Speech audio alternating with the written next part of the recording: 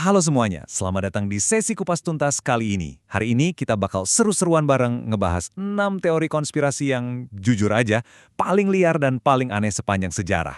Kita bakal bongkar dari mana asalnya, ngeliat datanya, dan cari tahu kok bisa sih orang-orang percaya sama hal ginian. Yuk, kita langsung mulai aja.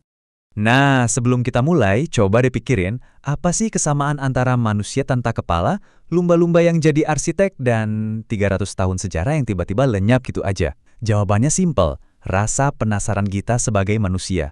Otak kita tuh secara alami selalu nyari pola buat ngejelasin dunia yang emang udah ribet ini. Dan dari keinginan inilah, lahir kepercayaan-kepercayaan yang luar biasa liar. Siklus kehancuran 100 tahun. Oke, teori pertama ini tuh bener-bener nyentuh kecemasan modern kita. Intinya, mengklaim kalau sejarah itu bergerak dalam sebuah siklus berulang, yang ujung-ujungnya selalu menuju kehancuran. Dan coba lihat deh polanya, ini beneran bikin merinding. Tahun 1720 ada wabah Marseleh. Maju 100 tahun ke 1820 ada pandemi kolera. Maju lagi ke 1920, boom, flu Spanyol. Dan tepat di 2020, kita semua tahu, ada COVID-19. Dengan pola yang rapi banget kayak gini, wajar aja kan kalau banyak orang langsung percaya. Tapi, tunggu dulu. Mari kita bedah ini secara objektif. Teori konspirasi ini ternyata meminjam sebuah konsep sosiologi beneran dari William Strauss dan Neil Howe. Mereka nyebut siklus 80-100 tahunan ini dengan istilah saeculum. Konsepnya gini, masyarakat itu ngelewatin 4 fase. Dan fase keempat, alias the fourth turning, itu selalu diakhiri sama krisis, perang, atau pandemi yang bakal ngehancurin tatanan lama. Dan yang bikin orang-orang makin parno, teori ini memprediksi kalau puncak krisis global kita selanjutnya bakal terjadi di tahun 2030. Iya, sebentar lagi. Titik ujung alam semesta. Sekarang, kita lompat dari sejarah bumi keluar angkasa. Bayangin, ada mantan fisikawan Universitas Harvard namanya Michael Guillen yang bikin klaim super berani. Dia bilang, dia udah nemuin lokasi pasti dari sang pencipta alam semesta. Jaraknya tepat di angka 439 miliar triliun kilometer dari kita. Angka yang fantastis kan? Dia pakai konsep alam semesta yang dapat diamati dan mengibaratkan alam semesta ini kayak gelembung raksasa. Nah, tepat di luar batas gelembung itulah alam semesta fisik berakhir dan dimensi pencipta itu berada. Tapi masalahnya, sains arus utama benar-benar menolak mentah-mentah teori ini. Kenapa? Ya karena dalam sains, segala sesuatu itu harus bisa diukur dan dibuktikan berulang kali.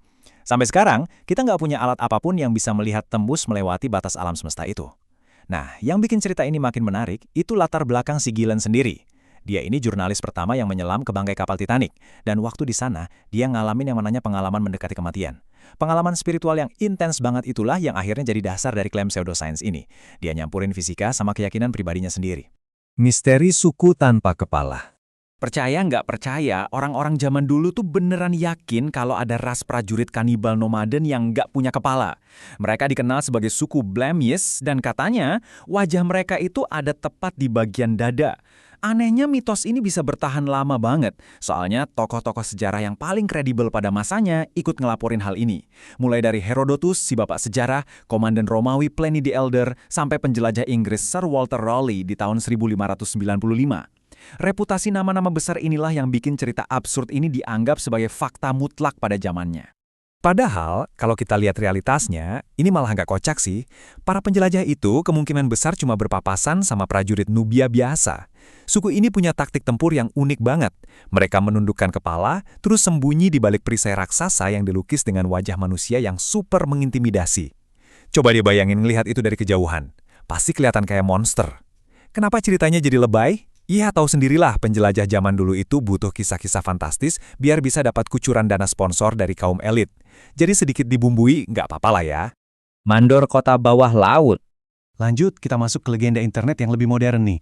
Ada cerita tentang seorang pria di Florida yang ngaku diculik sama lumba-lumba. Katanya, dia diculik pakai frekuensi sonar tingkat tinggi. Pria ini cerita panjang lebar, penuh semangat, kalau dia tiba-tiba terbangun di dalam sebuah gua bawah laut. Ternyata, koloni lumba-lumba ini super cerdas dan lagi sibuk ngebangun kota anti perubahan iklim. Tapi mereka punya satu masalah besar, mereka cuma punya sirip. Terus solusinya, ya mereka menculik pria ini buat dijadiin mandor, khusus buat ngoperasin alat-alat konstruksi manusia. Pria ini bahkan sumpah kalau dia hidup berminggu-minggu di sana, makan ikan mentah tiap hari. Gila kan? Sekarang coba deh kalian pikirin sejenak. Cerita yang sedetail dan sespesifik ini, apakah ini murni halusinasi karena dehidrasi? Atau jangan-jangan beneran terjadi? Sayangnya, realitas medis langsung mematahkan dongeng kerajaan lumba-lumba ini. Pria tersebut emang ditemukan terdampar di pantai Florida dalam kondisi super linglung. Dan setelah diperiksa, diagnosisnya jelas. Dia menderita dehidrasi tingkat dewa, paparan sinar matahari yang sangat ekstrim, dan yang paling krusial, kadar nitrogen di dalam darahnya itu tinggi banget. Ini tuh gejala yang persis sama kayak penyakit dekompresi yang sering dialamin penyelam laut dalam. Nah, kondisi medis yang udah parah inilah yang akhirnya memicu halusinasi yang begitu nyata di otaknya. Benar-benar narik kita balik dari dunia fiksi ke realitas sains. Hipotesis waktu yang hilang. Bayangin kalau ternyata kita sekarang ini nggak hidup di abad ke-21, tapi di era 1700-an. Nah, di tahun 1991, seorang sejarawan Jerman bernama Heribert Illig ngelempar teori yang bikin geger. Dia mengklaim kalau ada 297 tahun sejarah umat manusia yang dipalsukan secara total. Gila kan? Katanya sih, Kaisar Romawi Suci, Otto III, kong kali kong sama Paus Sylvester II buat memanipulasi kalender dan bikin tumpukan dokumen palsu. Motifnya buat apa coba? Cuma satu, biar si Otto III ini bisa bertahta pas banget di tahun milenium yang dianggap bergengsi, yaitu tahun 1000 Masehi. Jadi menurut dia, rentang waktu dari tahun 614 sampai 911 Masehi itu cuma waktu hantu alias fiktif belaka. Kedengarannya sih masuk akal kalau cuma ngebahas Eropa di masa kegelapan. Tapi, teori ini langsung ancur lebur kalau kita ngelihat sejarah global. Kenapa? Karena di periode yang sama persis, peradaban Islam, kayak Bani Umayyah dan Abbasiyah, terus juga peradaban Cina dan India, itu punya catatan sejarah yang super teliti dan saling mengkonfirmasi satu sama lain. Nggak mungkin kan, 300 tahun sejarah dari berbagai belahan dunia hilang barengan gitu aja. Rahasia dinding es Antartika. Kita sampai di teori yang lagi rame banget diomongin di internet belakangan ini. Teori ini berpendapat kalau bumi, tempat kita tinggal ini, sebenarnya cuma kayak kolam kecil yang dikelilingi sama tembok es Antartika yang super raksasa. Menariknya, teori ini tuh ngambil bahan bakar dari kejadian sejarah militer yang beneran ada loh.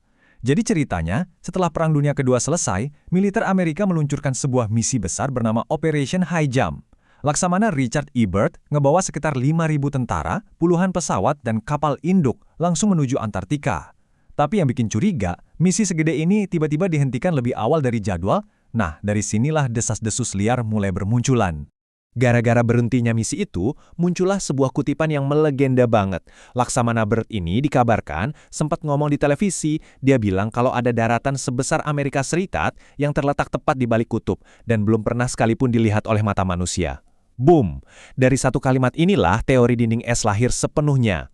Langsung deh orang-orang mulai berspekulasi kalau di balik es itu ada benua tak berujung, hewan purba yang masih hidup, sampai peradaban super maju.